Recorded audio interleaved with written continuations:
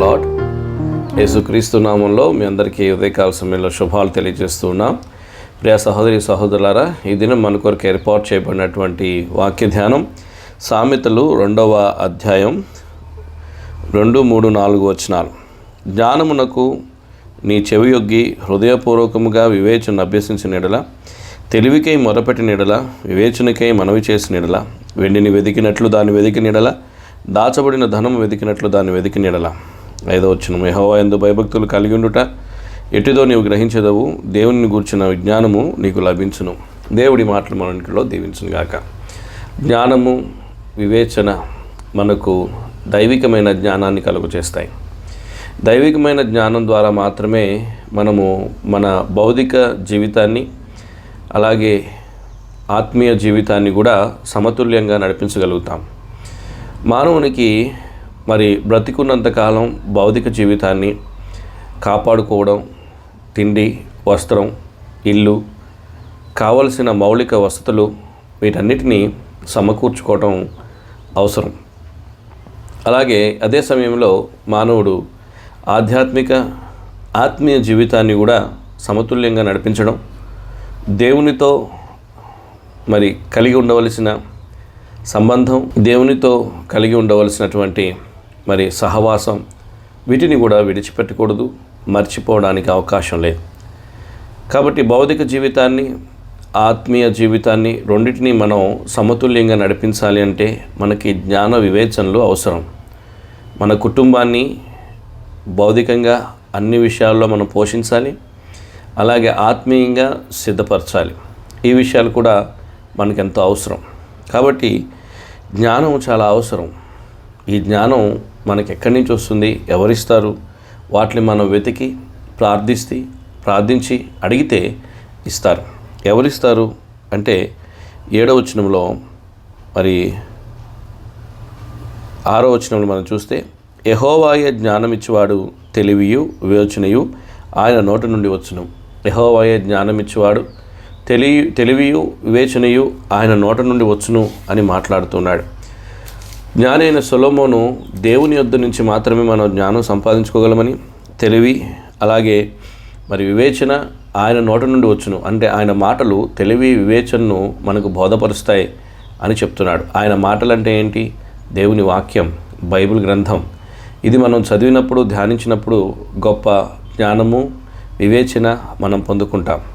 కాబట్టి ఉదయకాల సమయంలో మనం జ్ఞాపకం చేసుకుంటే జ్ఞానము యెహోవా వాక్యం వలన, ఉపదేశం వలన, బోధల వలన మనకు బయలుపడుతుంది.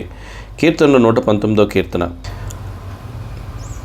100వ వచనం మనం చూస్తే, నీ ఉపదేశమును నేను లక్ష్యము చేయుచున్నాను, కావున వృద్ధులందరికంటే నాకు విశేష జ్ఞానము కలదు అని కీర్తనకారుడు తెలియజేస్తున్నాడు. 119వ కీర్తనలో వృద్ధులందరికంటే జ్ఞానం ఎక్కడి నుంచి సంపాదించుకున్నాడు అంటే దేవుని యొక్క ఉపదేశం నుండి, దేవుని యొక్క వాక్యం నుండి, దేవుని యొక్క మాటల నుండి. కాబట్టి ఇలాగూ దేవుని యొక్క మాటలు, దేవుని యొక్క వాక్యం నుండి మనం జ్ఞానం సంపాదించడం ద్వారా ఏమేమి లాభాలు ఉన్నాయో కూడా ఈ అధ్యాయంలో, సామెతల గ్రంథం 2వ అధ్యాయంలో రాయబడుతూ వచ్చినాయి. మొట్టమొదటిది, బుద్ధి మనల్ని కాపాడుతుంది, వివేచన మనకి కావలి ఉంటుంది.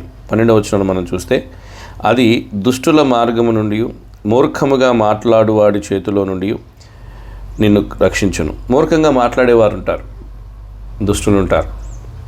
దుష్ట మార్గము యెహోవాకు హేయము.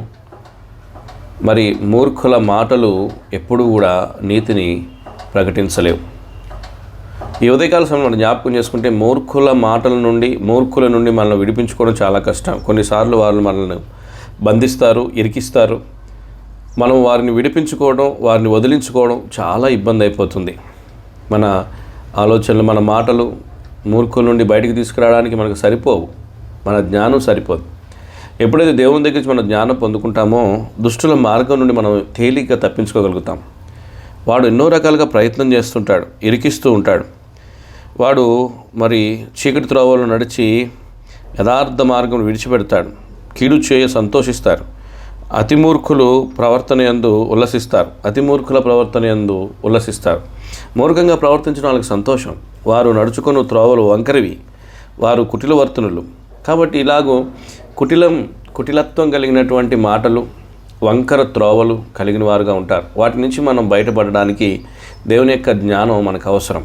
రెండవదిగా మనం చూసుకుంటే 16వ వచనంలో, మరియు అది జార స్త్రీ నుండి, మృదువుగా మాట్లాడు పరస్త్రీ నుండి నిన్ను రక్షించును.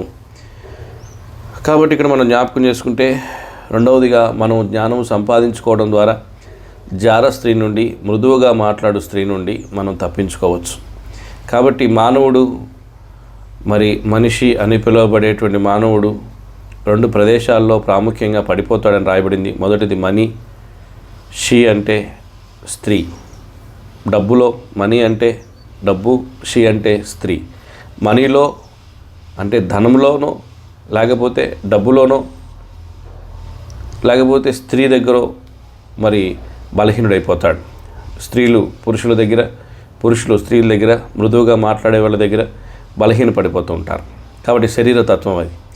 దాని నుండి మనం తప్పించుకోవాలి.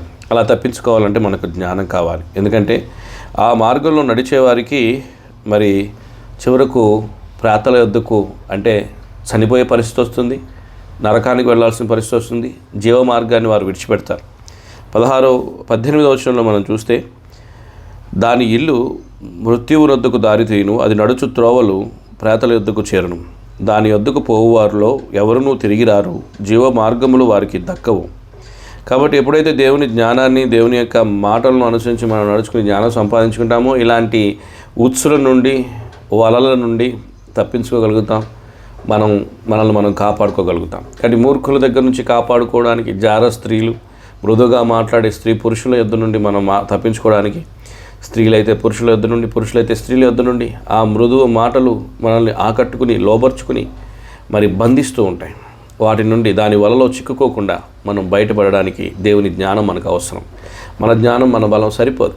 కాబట్టి ప్రభునందు సంపూర్ణంగా మనం విశ్వాసం ఉంచి ముందుకు వెళదాం. దైవికమైనటువంటి మాటలకు లోబడదాం, ఉపదేశాన్ని అంగీకరిద్దాం, జ్ఞానాన్ని అడిగి పొందుకుందాం. యాకోబు పత్రిక 1వ అధ్యాయం 5వ వచనంలో రాయబడినట్లు, మీలో ఎవరికైనా జ్ఞానం కొదువుగా ఉంటే వాడు దేవుడిని అడగవలను, ఆయన ఎవరిని గద్దింపగా అందరికీ ధారాళంగా దయచేస్తాడు. ఇక్కడ కూడా అదే ఉంది. సొలొమోను కూడా అదే మాటలు చెప్తున్నాడు.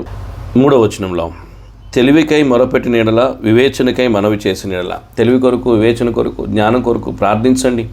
అప్పుడు ఖచ్చితంగా దేవుడు అనుగ్రహిస్తాడు. దేవుని యొద్ద మాత్రమే వివేచన, జ్ఞానంలో దొరుకుతాయి. అలాగే దేవుడు మాత్రమే మనకు జ్ఞానం ఇవ్వగలిగిన వాడు. కాబట్టి ఆయన మీద ఆధారపడి ఈ మూర్ఖుల యొక్క, దుష్టుల యొక్క మార్గం నుండి తప్పించబడడానికి, మూర్ఖుల యొక్క మాటల నుండి తప్పించబడడానికి, పరస్త్రీ, పరపురుషుని యొక్క ఆకర్షణ నుండి తప్పించబడడానికి దేవుని జ్ఞానం మనకు దోహదపడుతుంది. దేవుడు అలాగ మనందరినీ సిద్ధపరచును గాక. దేవుని జ్ఞానంతో దేవుడు మనందరినీ నింపును గాక. దేవుడి మాటలు మన ఇంట్లో దీవించును గాక. ప్రార్థన. మహాగృపులైన తండ్రి, మీరు మాట్లాడుతూ వచ్చిన మాటలకై కొందరు నీ వాక్యానుసారంగా జీవించడం మాకు నేర్పించండి. మీ జ్ఞానంతో మమ్మల్ని నింపండి. మీ జ్ఞానం మాకు ఎంతో అవసరం. ఈ లోకంలో ఎంతో భయంకరమైన ప్రజల మధ్యలో మేము జీవిస్తున్నాం. వాటన్నిటి మధ్యలో యథార్థంగా జీవించడానికి కావలసిన బలము మా ప్రభా నీ జ్ఞానం ద్వారా మాత్రమే మాకు అనుగ్రహించబడుతుంది. నీ కృప మా మీద ఉంచండి, కరుణించండి. వింటున్న ప్రతి ఒక్కరిని జ్ఞాపకం చేసుకుని దీవించి నీ జ్ఞానంతో నింపండి. ఈ దినం మీ బిడ్డలు చేసే పనులన్నింటిలో విజయమని గురించి నాను మహింపరచుకోండి. ఈ పరిచయం నీరుగట్టి ఫలింపచేసి అనేక మందికి ఆశీర్వాదకరంగా, దీవెనకరంగా మా ప్రభు తండ్రి రక్షణార్థంగా ఉన్నట్లు మా ప్రభు తండ్రి వ్యాపింపజేస్తురమ్మని, ఆశీర్వదిస్తురమ్మని యేసుక్రీస్తు ప్రభువారి శ్రేష్టమైన, శ్లాఘనీయమైన, సార్వభౌమాధికారం కలిగిన నామంలో అడిగి వేడి ప్రార్థిస్తున్నాం తండ్రి. ఆమేన్.